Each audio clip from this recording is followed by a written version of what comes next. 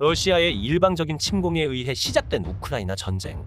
러시아의 침공에 금방 함락될 것이라던 세간의 예상과는 달리 우크라이나는 국민들의 애국심과 단결력으로 거대한 러시아군의 공세를 몇 번이나 막아내며 오히려 침략군인 러시아에 큰 피해를 주며 선전하고 있습니다. 우크라이나인들의 화력은 조국을 지키겠다는 일념으로 나이든 노인부터 여성들까지 모두가 발벗고 나섰고, 해외에 나가 있던 우크라이나인들은 서둘러 모국인 우크라이나로 돌아와 나라를 지키기 위해 자발적으로 최전선으로 나섰습니다. 축구선수, 정치인, 연예인 등 직업을 불문하고 목숨을 걸고 치열하게 싸우고 있으며, 이들의 노력은 기적을 만들어내고 있으며 곳곳에서 러시아 군을 패퇴시키고 있습니다. 우크라이나의 국민들이 이렇게 하나로 뭉쳐 싸울 수 있게 만든 그 중심에는 젤렌스키 대통령이 있습니다. 조국을 지키기 위해 전쟁터가 된 키이우 한복판에서 전투 지휘하고 있는 젤렌스키 대통령은 세계적인 화제의 중심이자 영웅으로 떠오르고 있는데요. 우크라이나판 처칠이라고 불리며 국민들의 절대적인 지지를 받으며 국민들을 하나로 뭉치게 만들었고, 서로에게 에너지와 자신감을 주는 젤렌스키의 모습은 2차 세계대전 당시 영국민들을 규합시켰던 윈스턴 처칠에 비교될 수 있을 정도라는 이야기마저 나오고 있습니다. 그런 젤렌스키 대통령의 한국에 대한 언급에 전 세계가 주목하고 있습니다. 젤렌스키 대통령이 가장 배우고 싶다는 나라가 바로 한국이기 때문인데요. 강한 힘을 가진 나라의 무서운 독재자이지만 겁쟁이인 푸틴과 약한 나라이지만 도망치지 않고 싸우는 용기를 가진 젤렌스키의 모습은 매우 상반된 평가를 받고 있습니다. Fact King. Пішов сніг. Ось така весна. Ну, яка війна, така й весна. Сумно. Але все одно нормально. Всіх переможемо. 가장 위험하고 치열한 전투가 벌어지는 우크라이나의 수도 키이우에서 젤렌스키는 도망가지 않고 끝까지 자리를 지키며 국민들과 함께 싸우겠다고 맹세를 했습니다. 한때 코미디언 출신이 대통령이 되었다고 비웃던 나라들도 있었지만, 젤렌스키 대통령의 진가는 국가적 위기 상황에서 제대로 드러났습니다. 매일 폭격이 쏟아지고 폭탄이 빗발치는 전장이나 다름없는 곳에서 전투 지휘를 하고 있는 젤렌스키는 애국자이자 세계적인 영웅이라고 할 수 있습니다. 젤렌스키의 영향력에 부담을 느끼고 있는 러시아는 몇 번이나 젤렌스키를 암살하려는 시도마저 서슴없이 자행했는데요. 우크라이나 당국 측은 젤렌스키를 암살하기 위해 잠입한 체첸 특수부대 두 그룹 중 하나를 전멸시켰으며, 다른 하나는 감시 중이라고 발표하여 러시아가 암살단을, 그것도 악명 높은 체첸 부대를 보냈다는 것이 공식적인 사실로 확인이 되었습니다. 이후 더 알려진 바에 따르면 젤렌스키에 대한 암살 시도가 최소 3번은 있었다고 전해지고 있는데요. 그런 와중에도 젤렌스키는 키이우에서 한 발짝도 나가지 않으며 국민들의 사기를 고취시키고 있어 그의 용기와 영웅적인 모습에 전 세계가 감동하였고, 우크라이나에 수많은 지원이 쏟아지고 있습니다. 이번 전쟁은 한 국가의 지도자의 리더십과 역량이 그만큼 중요하다는 것을 세계에 보여주고 있습니다. 그에 비해 푸틴은 겁쟁이라는 악평이 쏟아지고 있습니다. 과거 소련의 정보기관인 KGB 출신인 푸틴은 그 이력을 보면 겁쟁이라는 느낌과는 거리가 멀어 보입니다. 지금까지 푸틴의 이미지는 마초남, 상남자 등의 강한 남자라는 카리스마를 보여주기도 했었을 정도였고, 러시아에서는 푸틴의 남성다움을 동경하기도 했으며, 푸틴은 다른 나라의 정상들과 만나는 정상회담에 일부러 늦게 와서 다른 나라의 정상들을 난처하게 만들어 러시아가 우위에 있는 것처럼 행동하는 것으로도 알려졌습니다.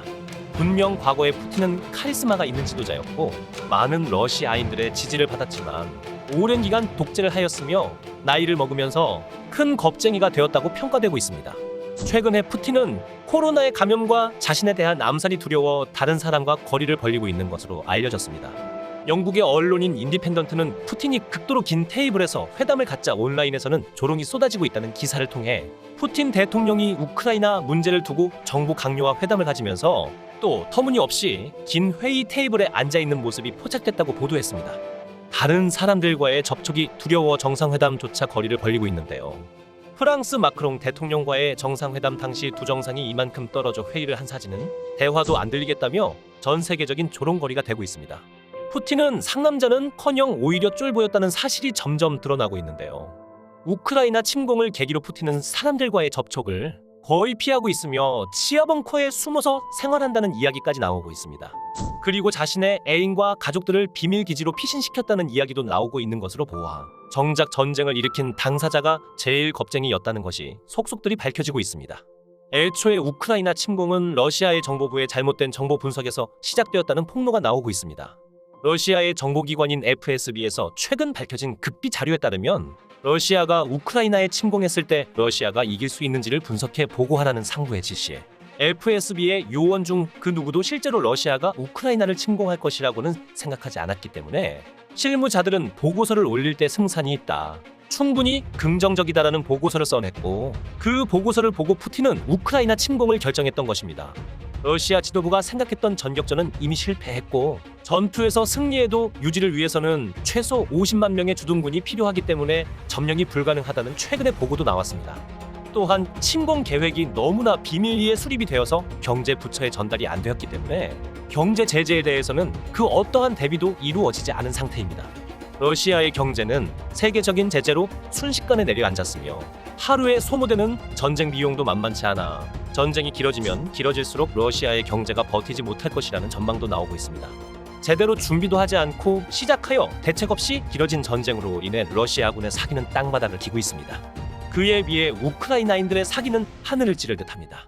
우크라이나의 정치인이자 젤렌스키 대통령이 속한 정당인 국민의 종소속의 스비아토슬라프 유라시 의원은 직접 총을 들고 전장 한복판에서 싸우고 있습니다. 불과 몇 주 전까지만 해도 책상 앞에서 법안을 만들던 그는 러시아의 침공 이후 스스로 지원병이 되어 나섰습니다. 언제 어디서 목숨을 잃을지 모르며 며칠째 쪽잠을 자고 하루 한 끼 정도로 끼니를 때운다는 그는 지치고 해식해 보였지만 눈에 빛을 잃지 않았습니다.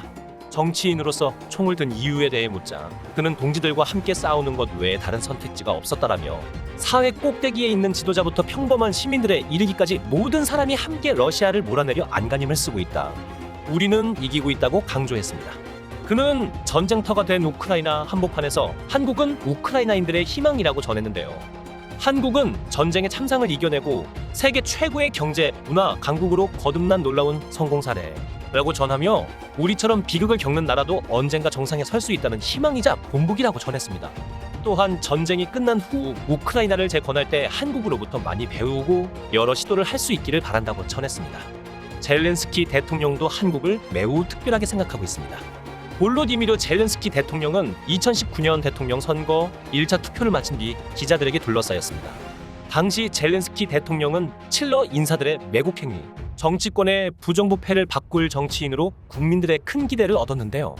그는 당시 인터뷰에서 한국을 언급하며 민주주의 국가인 한국은 이웃의 독재 국가가 있어도 어떤 성공을 보여줄 수 있는지 보여줬다, 한국은 그런 지정학적 위치에서도 강하고 자유로운 나라가 될 수 있음을 보여주었다, 우리는 우크라이나에서 한국 제품이 잘 팔리는 것을 알고 있다, 한국은 우리의 롤모델이라고 언급했습니다. 그의 한국에 대한 언급은 대통령이 되기 전에도 있었습니다. 그는 2015년 우크라이나의 공익 광고에도 출연해 한국이 해냈듯 우리도 할 수 있다며 6.25 전쟁이 끝난 직후 절망적인 국가의 상황에서 기적을 이루어낸 한국을 언급했는데요. 극심한 빈곤에 시달리던 한국인들은 수출품이 없어 자신들의 머리를 잘라 가발을 만들어 팔았지만 지금은 세계 6대 수출 강국이자 아시아의 진정한 호랑이로 성장을 했다고 전했습니다. 우크라이나와 러시아의 전쟁은 흡사 다윗과 골리앗을 연상시키고 있습니다. 하지만 다윗이 골리앗을 쓰러뜨렸듯 우크라이나는 강력한 군사력의 러시아군을 막아내고 있습니다. 전역이 폐허가 되고 절망적인 상황에도 우크라이나인들이 희망을 잃지 않는 것은 한국이 모든 국토가 폐허가 되었음에도 나라를 일으켜 세웠고 지금은 세계적인 선진국들 중 하나가 되었을 정도로 성공한 나라가 되었기 때문입니다. 우리는 안 될 것이라는 패배의식이 아닌 우리도 할 수 있다라는 동기를 심어준 것은 한국이 일으켜낸 기적이었으며 지금의 한국은 우크라이나의 롤모델 그 자체가 되어 있습니다. 시청해 주셔서 감사합니다. 오늘도 좋은 하루 되세요. 여러분들의 구독과 좋아요는 매우 큰 힘이 됩니다.